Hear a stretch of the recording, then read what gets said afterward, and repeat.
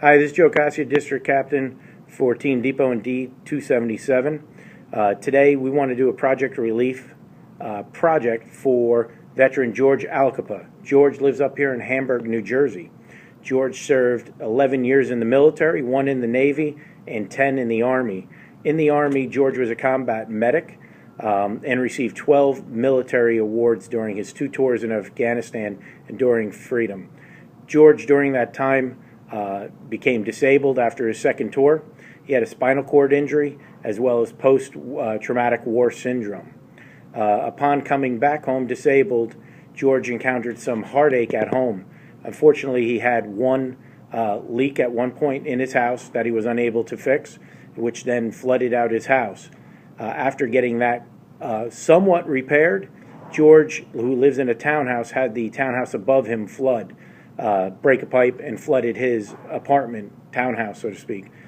His townhouse had 6 inches of water throughout. The association says whatever happens inside his townhouse is his responsibility, and George and his wife tapped out their credit cards trying to make the townhouse livable.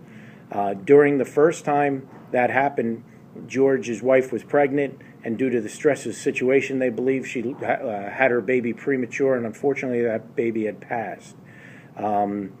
Then they had they went away on went away for a couple weeks, and during that time they had another leak upstairs from that same townhouse, which has been rectified, but it was vacant, and he had more water in his townhouse. The fire department came in and tried to find out and rectify the issue because there was fire alarms going off, and actually left his house unsecured, open with broken windows and things of that nature for 3 weeks. Upon returning, George is disabled, he had to try and clean up all the water and damage, mold and mildew. He had some friends help him with the mold and the mildew, and they actually tore up the carpet. He's got like makeshift carpet on the ground. His vanities have all kind of disintegrated, and you can see right to the ground. The kitchen cabinets, all the bases have broken. He has just plywood inserts. The appliances have rusted. You can see where the patchwork was on the ceiling. You see the patchwork on the ceiling. You also need to paint and prime all the way out throughout the house. The windows that were damaged during that need to be replaced, and there's many other projects. George spent multiple times trying to get this completed on his own, but due to his disability, he can't.